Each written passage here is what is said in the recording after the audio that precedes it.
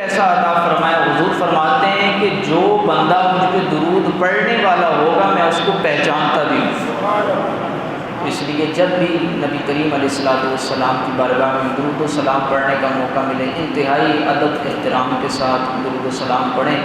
کہ ہم یہاں پہ پڑھتے ہیں، میرے آقا مدینے میں سماعت فرماتے ہیں۔ تو ایک دفعہ اسی نظریے اور عقیدے کے ساتھ صدا بلند ہونی چاہیے درود پاک کی، الصلاۃ والسلام علیک یا رسول اللہ وعلی آلک واصحابک یا سیدی یا حبیب اللہ، الصلاۃ والسلام علیک یا سیدی یا نبی اللہ وعلی آلک واصحابک یا سیدی یا نور اللہ۔ میری گفتگو سے قبل آپ نے انتہائی پرمغز اور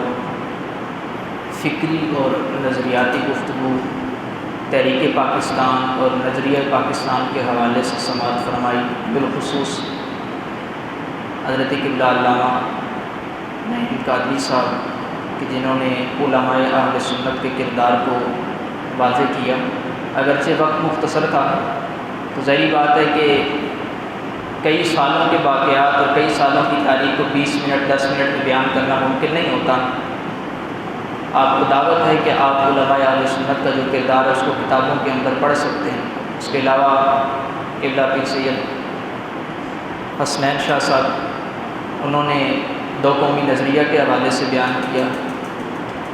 یہ وہ بنیادی نظریات ہیں کہ جن کا علم ہونا ہمارے لیے انتہائی ضروری ہے۔ جو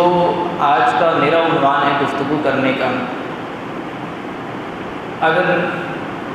موجودہ ماحول کے تناظر میں اس کو دیکھا جائے تو عنوان بہت زیادہ اہمیت کا حامل ہے، کیونکہ آج کا دور میڈیا کا دور کہلاتا ہے۔ جس کا جی چاہتا ہے وہ میڈیا پہ آ کے جیسی مرضی گفتگو لوگوں کے سامنے کرنا چاہے کر کے چلا جاتا ہے، کوئی اس سے پوچھنے والا نہیں، کوئی اس سے نوٹس لینے والا نہیں یہ تم نے کیوں کی۔ اور پھر ہر بندہ بخوبی اس چیز سے واقف ہے کہ ہمارا میڈیا عوام کے سامنے کیا چیز بیان کر رہا ہے۔ کچھ عرصہ قبل ایک ویسے کسی نے ایک کلپ بھیجا، میرے لیے وہ اس وقت بات ایک انتہائی عجیب اور حیران کن بات تھی کہ دو افراد ایک اینکر پرسن کے سامنے بیٹھ کے اس چیز کے اوپر گفتگو کر رہے ہیں کہ پاکستان بنا کیوں تھا، قیام پاکستان کا مقصد کیا تھا۔ دونوں کی گفتگو سننے کی ادھر موقع ملا، انتہائی افسوس ہوا کہ ہمارے پاکستان کے اندر بھی اب یہی چیز رہ گئی تھی کہ ہم 70 سال 72 سال بعد، آج تو 73 سال ہو گئے، تو ہم آج اس چیز کے اوپر گفتگو کر رہے ہیں کہ پاکستان بنا کیوں تھا۔ یہ آپ کو پتہ ہونا چاہیے کہ جب تاریخ میں اتنے بڑے بڑے واقعات ہوتے ہیں ان کے مقاصد پہلے سے متعین ہوتے ہیں۔ یہ کوئی ایسا نہیں ہوتا کہ حادثاتی طور پہ بس ہو گیا تو ہو گیا، ایسا کچھ نہیں ہوتا۔ ہم اگر گھر بھی بناتے ہیں تو ہمیں پتہ ہوتا ہے ہم نے رہائش رکھنی ہے یا کرائے پہ دینا ہے۔ یہ نہیں ہوتا جناب ہم نے تو بس بنا دی آگے دیکھا جائے گا، کوئی نہ کوئی مقصد ضرور ہوتا ہے۔ مسجد بنائی ہے سب کو پتہ ہے عبادت کے لیے بنائی ہے بھائی، مقصد متعین ہوتا ہے۔ ہم 5 مرلے کی جگہ کے اوپر کوئی چیز بنائیں تو مقصد متعین ہوتا ہے۔ تو اتنے 1000 مربع کلومیٹر کی جگہ لے لی، مقصد کوئی نہیں، یہ بات سمجھ میں آنے والی نہیں ہے۔ اور اس کے لیے علماء اہل سنت کھڑے ہیں، قائدین ملت کھڑے ہیں، اکابرین امت کھڑے ہیں اور بے مقصد کھڑے ہیں، اور آج لوگ گفتگو کر رہے ہیں کہ ان کا مقصد کیا تھا، یہ بات سمجھ میں آنے والی نہیں ہے۔ تو اس لیے یہ ذہن میں رکھیں کہ پاکستان بننے کا مقصد بالکل واضح سا ہے، اور وہ مقصد ایک ہی تھا کہ ہم نے اسلام کے نام پہ اپنا وطن حاصل کرنا، ایک مقصد تھا بس۔ اور ڈاکٹر اقبال، کیونکہ یہ ذہن میں رکھیں جب بھی کوئی کسی تحریک کو لے کے چلنے والا فرد ہوتا ہے ان کے اقوال بڑی اہمیت کے حامل ہوتے ہیں۔ جب اس کی فکر کو آپ پڑھیں گے تو آپ کو مقاصد اس کی تحریک کے خود ہی سمجھ آ جائیں گے۔ چونکہ مین تصور پیش کرنے والے ڈاکٹر اقبال ہیں، اس کے بعد اس کو لے کے چلنے والے دیگر قائدین بھی ہیں، علماء اہل سنت بھی ہیں، لیکن مین قیادت قائد اعظم کو حاصل ہوئی، یہ شرف انہیں ملا۔ تو ڈاکٹر اقبال ان کا خطبہ الہ آباد اسی کو پڑھ لیں جو انہوں نے مین تصور پیش کیا، اس کو آپ دیکھیں۔ اس کے علاوہ جو دیگر ان کے خطابات ہیں، حتیٰ کہ ایک بحث چلی تھی، وہ بحث کیا تھی کہ جناب قوم سے وطن بنتا ہے یا وطن سے قوم بنتی ہے؟ قوم سے دین بنتا ہے، وطن بنتا ہے، ملت بنتی ہے، یا پھر ملت سے قوم بنتی ہے؟ یہ ایک بڑا بحث چلی۔ بعض وہ لوگ تھے جنہوں نے کہا کہ ملت سے قوم بنتی ہے، بعض نے کہا نہیں نہیں، قوم سے ملت بنتی ہے، قوم ہوگی تب ملت بنے گی، کہ تب دین بنے گا۔ اس وقت علامہ اقبال اس نظریے کا پرچار کرنے کے لیے نکلے، اور ان کی قیادت علماء اہل سنت کرنے والے تھے۔ انہوں نے کہا ایسا نہیں کہ ملت سے قوم، قوم سے ملت بنے، کہا کہ پہلے ملت ہوگی، پہلے دین ہوگا، اس دین کے نظریات کی بنیاد کے اوپر آگے قوم کھڑی ہوگی، تب جا کے وطن ملے گا، ایسے کچھ نہیں ہوتا۔ یہ نظریہ لے کے چلے۔ آج بھی دیوان اقبال کے اندر ایک بڑی ہے، تو وہ بعض لوگوں کو بڑی تلخ لگتی ہے، لیکن وہ آج بھی دیوان کے اندر وہ پورے مصرے اور وہ پورے شاعری کے اندر وہ ان کے اشعار موجود ہیں، جو یہاں پہ میں ابھی نہیں کہتا، لیکن وہاں پہ دیکھے جا سکتے ہیں کہ اقبال نے ان لوگوں کو کیسے للکارا، اور انہیں کہا تمہیں تو دین کی سمجھ ہی نہیں آئی کہ تم ایسی باتیں کرتے ہو۔ اصل بات یہ کہ اگر تم نے دین محمدی کو سمجھا ہوتا تم سمجھ جاتے قوم سے ملتیں نہیں بلکہ ملت سے قوم بنا کرتی ہے۔ یہ انہوں نے اس وقت کہا، اور جب اس سوچ کو لے کے چلے تو آگے ظاہری بات ہے کہ پہلے ایک سوچ بڑی مبہم تھی، آگے مختلف خطابات کے اندر اس سوچ کو کھولا گیا اور اس نظریے کو واضح کیا گیا۔ وہ نظریہ جب واضح ہوا تو ایک دفعہ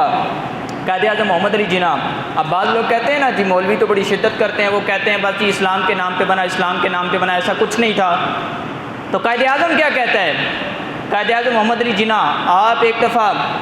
علی گڑھ یونیورسٹی کے اندر طلباء کے اندر خطاب کر رہے تھے، تو اس وقت آپ نے یہ کہا کہ لوگ ہم سے پوچھتے ہیں، سوال کرتے ہیں کہ جناب یہ بتائیں کہ یہ تقسیم ہند اس کا مقصد کیا ہے، اصل اس میں محرک کیا ہے، پاکستان کی مملکت کا الگ سے مطالبہ آپ کیوں کر رہے ہیں، یہ وجہ کیا ہے؟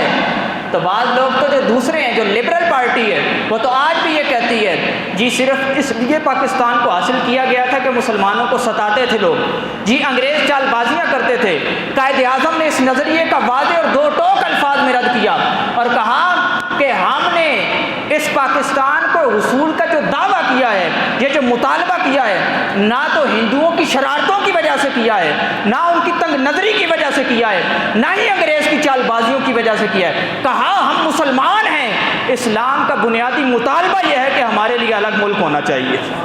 اسلام کا مطالبہ یہ ہے، بنیادی اسلام کا نظریہ اور مطالبہ یہ ہے کہ ہمارے لیے الگ وطن ہونا چاہیے، مسلمان الگ ملت ہے، الگ قوم بھی بن کے دکھائے گی، اپنا وطن ہوگا جس کے اندر ہم جو چاہیں گے اپنے اسلامی نظریات کے مطابق کریں گے۔ کسی نے ایک موقع پہ پوچھا جناب آپ ملک تو بنا دیں گے، ذرا یہ تو بتائیں کہ اس کا دستور کیا ہوگا، طرز زندگی کیا ہوگی، طرز حکومت کیا ہوگا۔ طرز حکومت کا جب سوال کیا تو قائد اعظم نے کہا کہ ہاں میں کون ہوتا ہوں طرز حکومت بنانے والا۔ اب لوگ کہتے ہیں نا جی قائد اعظم کو دیکھیں کہ وہ تو لندن سے پڑھ کے آیا تھا، میں نے کہا پڑھ کے لندن سے آیا تھا لیکن سوچ اس کے اندر دینی تھی۔ تمہارے اوپر تو سے پڑے مدرسوں میں لیکن لندن کی سوچ لیے پھرتے ہو۔ اصل تو بات یہ ہے ایک بندہ لندن سے پڑھ کے آیا، دین کا جذبہ ہے، جہاں بات کرتا ہے قرآن کی بات کرتا ہے، جہاں بات کرتا ہے اسلام کی بات کرتا ہے، اور یہی قائد اعظم کی سوچ تھی جس وجہ سے علماء نے اسے اپنا قائد بنایا تھا۔ نہیں تو علماء تو خود قائد ہوتے ہیں، ان کو کیا وجہ لگے کہ وہ کسی کے پیچھے چلیں، ان کے پیچھے عوام چلتی ہے، لیکن علماء اہل سنت نے بھی اس کے اندر کچھ دیکھا تھا، تب بھی کہا تھا تو آگے چل ہم تیرے پیچھے ہیں۔ تو قائد اعظم نے کہا کہ لوگ پوچھتے ہیں دستور حکومت کیا ہوگا، یہ طرز حکومت کیسے چلے گی، کیا طرز ہوگا؟ تو انہوں نے کہا میں کون ہوتا ہوں طرز حکومت بنانے والا، میرے اللہ نے 1300 سال پہلے قرآن کی صورت میں ہمیں طرز حکومت عطا فرما دیا۔ کہا یہ ہے قائد اعظم کی سوچ۔ آج لوگ کہتے ہیں جی اسلام کے نام پہ بنتا ہے، یہ صرف مولویوں کی سوچ ہے۔ تو اگر یہ مولوی کی سوچ ہے تو قائد اعظم تو سب سے بڑا مولوی ہوا۔ پھر قائد اعظم نے یہ نعرہ لگایا، اور پھر ایک بندہ آیا، اس نے کہا کہ جی ٹی وی کے اوپر پچھلے دنوں کہ جی دیکھیں، ایک وہ اس کا کلپ آیا تھا میرے پاس، جی دیکھیں جی قائد اعظم تو جو ہے وہ لندن کی سوچ رکھتے تھے، وہ تو بریڈ کے ساتھ جو ہے ناشتہ کیا کرتے تھے۔ میں نے کہا بڑی اچھی سوچ ہے بھائی، بریڈ کے ساتھ ناشتہ کیا کرتے تھے، اب اس سے جو ہے نا لندن کی سوچ آ گئی۔ اگر بریڈ کے ساتھ لندن کی سوچ اندر جا رہی ہے تو پتہ نہیں ہمارے کتنے بریڈ کے ساتھ ناشتہ کرتے ہیں۔ تو اصل اس طرز کو نہ دیکھیں۔ ہاں ہم مانتے ہیں کہ قائد اعظم ایک عرصے تک وہاں پہ پڑھے، وہاں کی تعلیم حاصل کی، یورپ میں تعلیم حاصل کی، یورپ زدہ نہیں ہوئے۔ یورپ کی تعلیم حاصل ضرور کی لیکن یورپ زدہ نہیں بنے۔ آپ نے جدھر مرضی مدرسوں میں ہی تعلیم حاصل کی ہو، آپ نے پاکستان میں تعلیم حاصل کی ہو، آپ نے اسلامی جمہوریہ پاکستان کے اندر تعلیم حاصل کی، لیکن آپ کے اندر یورپ زدہ سوچ نظر آ رہی ہے۔ اصل قائد اعظم وہاں مانتے ہیں گئے تھے، لیکن جب تحریک پاکستان میں آئے، کہتے ہیں جی کانگریس میں رہے، تو لہٰذا وہ ان کے ساتھ تھے۔ ہم نے کہا کانگریس چھوڑی، یہ بھی تو بیان کرو، کانگریس چھوڑ بھی تو دی، کانگریس چھوڑی تو کوئی وجہ تو تھی کہ ان کی سوچ غلط تھی، ان کی سوچ سے وہ متفق نہیں تھے۔ تو کانگریس چھوڑ کے جب اپنی تحریک مسلم لیگ بنائی اور اس مسلم لیگ کی لیڈنگ کی اور آگے نکلے اور اسلام کی سوچ پہ آگے نکلے اور علماء نے ان کا ساتھ دیا۔ اور پھر سب سے بڑی بات یہ ہے کہ جب قائد اعظم تقریر کیا کرتے یا بانیان پاکستان میں سے پورے ہندوستان میں کہیں بھی تقریر ہوتی، سب سے بڑی دلیل پاکستان کو اسلام کے نام پہ بنایا گیا اس بات پہ یہ ہے، جب تقریر ہوتی نعرہ ایک ہی لگتا تھا، پاکستان کا مطلب کیا؟ لا الہ الا اللہ۔ پاکستان کا مطلب کیا؟ لا الہ الا اللہ۔ یہ ایک نعرے کی صدا بلند ہوتی تھی، یہ نعرہ صدا میں گونجنا اس چیز کی دلیل ہے پاکستان کسی اور غرض اور مقصد کے لیے حاصل نہیں کیا گیا۔ پاکستان بنانے کا مقصد ایک ہی تھا، وہ اسلام تھا۔ اسلام بنیاد تھی جس بنیاد پہ پاکستان بنا، اور اسی سوچ کو لے کے ہمارے اکابرین چلے اور یہ نظریہ لے کے چلے۔ دو قومی نظریہ جیسے بیان کیا کہ کفر الگ ملت ہے اور مسلمان مسلم یہ الگ ملت ہیں، تو یہ سوچ قرآن نے ہمیں دی، اور یہ سوچ جو میں نے قرآن کی آیت پڑھی، اللہ تبارک و تعالیٰ نے فرمایا، اور اس آیت کے ضمن میں ایک مشہور کلیہ بھی ہے، اگرچہ یہ آیت خاص تناظر کے اندر قرآن کے اندر بیان کی گئی ہے اور اس کا سبب ورود تو غزوہ بدر ہے، لیکن علماء کا ایک مسلمہ قاعدہ ہے کہ سبب ورود خاص ہی ہو لیکن اس کا حکم عام ہوتا ہے، یعنی کسی خاص واقعے میں بھی قرآن کی آیت نازل ہوئی ہو تو یہ نہیں کہ اس واقعے کے ساتھ خاص ہے، بلکہ اس کا حکم جو ہوگا وہ ساری چیزوں کو عام ہوگا، ہر جگہ پہ اس کا حکم اپلائی کیا جا سکتا ہے۔ تو یہ آیت جو میں نے آپ کے سامنے پڑھی، اللہ نے فرمایا وَلَا تَهِنُوا وَلَا تَحْزَنُوا وَأَنْتُمُ الْأَعْلَوْنَ إِن كُنتُم مُؤْمِنِينَ۔ اس میں اللہ فرماتا ہے کہ اے لوگو، اے مومنین، اے ایمان والو، اگر تم سچے دل سے ایمان رکھتے ہو تو بزدلی نہیں دکھانی۔ یہ اب آپ نظریہ پاکستان اور تحریک پاکستان کے تناظر میں اس آیت کو دیکھیے گا کہ ہمارے بزرگوں نے اس کٹھن دور کے اندر جب عزتیں لوٹی جا رہی ہیں، جب وہاں پہ مسلمانوں کا قتل عام کیا جا رہا ہے، اتنی قربانیاں مسلمانوں نے دی، ایسے ماحول کے اندر جب ہر کوئی گھبرا بھی سکتا تھا، ہر کوئی ڈر بھی سکتا تھا، خوف بھی اسے محسوس ہو سکتا تھا۔ اب قرآن کو دیکھیے، قرآن کہتا ہے اگر سچے مومن ہو، تمہارے دل کے اندر ایمان پکا ہے، تو فرمایا وَلَا تَهِنُوا، تم نے گھبرانا نہیں ہے، تم نے کمزوری نہیں دکھانی، وَلَا تَحْزَنُوا، اور غم بھی نہیں کرنا۔ غم کہتے ہیں گزشتہ کسی چیز پہ، جناب بھائی مارا گیا، آپ تحریک پاکستان کو دیکھیے، بھائی مارا گیا، ماں ماری گئی، عزت لوٹی گئی، غم نہیں کرنا، یہ نہیں کہ جناب اپنے مقصد سے پیچھے ہٹ جاؤں، جناب یہ ہو جائے گا وہ ہو جائے گا، کہا کمزوری بھی نہیں دکھانی، تم نے غم بھی نہیں کرنا۔ اگر اس جذبہ ایمانی کے ساتھ تم کسی مقصد کے لیے کھڑے ہو جاؤ گے، قرآن کہتا ہے وَأَنْتُمُ الْأَعْلَوْنَ إِن كُنتُم مُؤْمِنِينَ، اے مومنین یاد رکھو اگر تمہارے دل کے اندر ایمان کامل ہوا اور یہ دو صفتیں تمہارے اندر پائی گئی تو غلبہ اللہ تمہیں ہی عطا فرمائے گا۔ اور اس آیت کے تناظر میں اگر دیکھیں آپ تو مسلمانوں نے کمزوری بھی نہیں دکھائی، مسلمانوں نے اپنے پچھلے گزشتہ معاملات کے اوپر غم بھی نہیں کیا، کوئی خوف و ہراس کی کیفیت، بے شک وہ وقتی طور پہ خوف ہوتا تھا لیکن وہ بھی اس لیے نہیں تھا کہ میں مارا جاؤں گا، وہ خوف اس لیے ہوتا تھا کہ کہیں ایسا نہ ہو کہ ہمارے کسی ایسے کام کی وجہ سے کہ ہم پکڑے جائیں تو کہیں تحریک پاکستان کے ان معاملات میں کمزوری نہ آ جائے، کہیں ایسا نہ ہو کہ ہم ملک نہ حاصل کر پائیں، صرف یہ خوف ہوتا تھا۔ حتیٰ کہ بعض لوگوں نے یہ بھی بات لکھی تاریخ کے اوراق میں کہ اگر کہیں مسلمان چھپے ہوتے تھے تو وہاں پہ اگر بچہ، ماں کے ہاتھ میں بچہ ہے، اگر بچہ رو پڑتا تھا، ان کو پتا تھا کہ ہم ہجرت کر کے جا رہے ہیں اور وہاں پہ اب سامنے کافر ہے، اگر ہم یہاں پہ روئیں گے بقیہ سارے مسلمان مارے جائیں گے، تو کہا بچہ رونے لگتا تھا تو ماں خود گلا گھونٹ دیتی تھی کہ بچہ مار دوں لیکن مسلمان بچہ۔ تو یہ کیفیت کہا ولا تہنوا ولا تحزنوا، غم نہیں کرنا، بزدلی نہیں دکھانی، وانتم الاعلون، اللہ تمہیں بشارت دیتا ہے غلبہ تمہیں نصیب ہوگا۔ اور مسلمانوں کو اللہ نے غلبہ عطا فرمایا، ہمیں مملکت خداداد پاکستان، اسلامی جمہوریہ پاکستان ہمیں نصیب ہوئی، اللہ کی یہ بہت بڑی نعمت ہے، ہمیں اس کا شکر ادا کرنا چاہیے۔ یہ ایک بنیادی نظریہ تھا جس کو لے کے ہمارے مسلمانوں نے لاکھوں قربانیاں دیں، ہزاروں مسلمانوں کی عزتیں لوٹی گئیں، عورتوں کی عزتیں لوٹی گئیں، لیکن آج انتہائی افسوس کے ساتھ، یہ آخری 5 منٹ کی گفتگو، انتہائی افسوس کے ساتھ کہنا پڑتا ہے، آج بھی میں نے جمعہ کے خطاب میں یہ بات کی تھی کہ ہمارے مسلمان وہ بچے کہ جو 5 سال عمر ہے، 10 سال عمر ہے، وہ آپ کو جناب رات کو 12 کیا ہوئے، ہماری 14 اگست آ گئی تو پٹاخے، ہلا گلا، موٹر سائیکل لے کے نکل آتے ہیں، یہ معاملات لگے ہوئے ہیں۔ ابھی ہم آئے، رستے میں بڑا رش بنا ہوا تھا، جی 14 اگست بڑے جوش و خروش سے منائی جا رہی ہے، کیا ہے، عورتیں بھی باہر نکلی ہوئی ہیں، مرد بھی باہر نکلے ہوئے ہیں، نماز کی کوئی پرواہ نہیں ہے، کوئی فکر نہیں ہے، یہ 14 اگست منائی جا رہی ہے۔ جی ہم کافروں سے آزاد ضرور ہوئے، اسلامی حدود سے آزاد نہیں ہوئے، یہ ذہن میں رکھیں۔ ہم نے بھائی کافروں سے آزادی اس لیے حاصل کی تھی کہ ہم نماز صحیح پڑھ سکیں،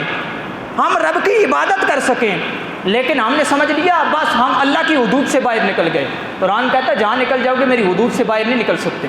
اللہ کی حدود سے باہر نہیں نکل سکتے، لہٰذا نماز ہم نے آج بھی پڑھنی ہے، آج تو زیادہ پڑھنی چاہیے تھی، شکرانے کے نفل پڑھنے چاہیے تھے کہ اللہ تو نے ہمیں اتنا ملک پاکستان عطا کیا، اتنی بڑی نعمت عطا کی ہے۔ اور یہ ذہن میں رکھیں کہ اگر بزرگوں کی نظر نہ ہو تو ہمارے اعمال کی وجہ سے پاکستان ہم سے چھن جائے، بزرگوں کی نظر ہے، نہیں تو اللہ فرماتا ہے، بلکہ بعض بزرگوں نے بھی یہ بیان کیا، اللہ نے تو فرمایا کہ شکر ادا کرو، میں زیادتی کر دوں گا، اضافہ کر دوں گا نعمت میں۔ ایسی آیتوں کے تحت بزرگوں نے لکھا ہے کہ اگر شکر نہ ادا کیا جائے رب نعمت واپس لے لیتا ہے۔ ہم کتنا شکر ادا کرتے ہیں، اتنی بڑی نعمت ہے۔ آپ باہر جائیں تو آپ کو پتہ چلے کہ اسلام کا نام لینا ایک پوری دہشت گردی سمجھا جاتا ہے۔ یہ تو ہمارا پاکستان ہے جہاں پہ ہم اسلام کا نام کھلے عام لیتے ہیں، کوئی ہمیں روکنے والا نہیں، کیوں، ہم آزاد ہیں، ہم اسلام کے نام پہ آزاد ہوئے۔ اور یہ یاد رکھیں کہ ہم اسلامی حدود کے اندر رہ کے زندگی گزاریں گے، یہ نیت بھی کریں اور یہ اپنے ذہن کے اندر بٹھا بھی لے بات۔ اور پھر بات یہ کہ ہمارے ہاں معاشرے کے اندر لوگ نکلتے ہیں جناب، بالکل انہوں نے، آج میں نے یہ بات کی کہ جناب 90,000 عورتوں کی معاذ اللہ عزت لوٹی گئی، اور عزت لوٹنے والے کافر تھے، کافروں نے عزت لوٹی۔ لیکن آج 14 اگست کا دن آئے یا اور کوئی ایونٹ آئے، ہمارے مسلمان جوان کو غیرت نہیں آتی کہ وہ اپنی ہی مسلمان بہن کی جا کے اس کو تاڑتا بھی ہے، اس کے پیچھے موٹر سائیکل بھی دوڑاتا ہے، اور معاذ اللہ دوسروں کی عزت کی پرواہ کیے بغیر کیا کیا کرتا ہے۔ یہ پاکستان اس لیے نہیں بنایا گیا تھا، پاکستان پٹاخوں کے لیے بھی نہیں بنایا گیا تھا، پاکستان ان معاملات کے لیے نہیں بنا۔ تو اس لیے یہ ہم ذمہ دار ہیں کہ ہم اپنی اولاد کو سمجھائیں۔ اگر آج ہم نے نظریہ پاکستان اور مقصد قیام پاکستان اپنی اولاد کو نہ سمجھایا تو یقین مانیں کہ جب ہماری اولادیں آج جو پٹاخے بجا رہی ہیں، یہ جب بڑی ہوں گی تو یہ اپنی اولاد کو یہ نہیں بتا پائیں گی پاکستان ہم نے کیوں حاصل کیا ہے۔ ان کی اولادیں یہی سمجھیں گی میرا باپ بھی پٹاخے پھوڑتا تھا، میں نے بس 14 اگست کو پٹاخے پھوڑنے۔ تو اس لیے اپنی اولاد کے اندر یہ پیغام ڈلیور کریں کہ ہم نے اسلام کے لیے یہ نام، اسلام کے لیے یہ ملک حاصل کیا تھا، اور ہم نے اسلام کے لیے ہی اس ملک کی حفاظت کرنی ہے۔ اللہ تعالی ہمارا حامی و ناصر ہو، اللہ تعالی ہمیں عمل کی توفیق عطا فرمائے۔ وما علینا الا البلاغ المبین۔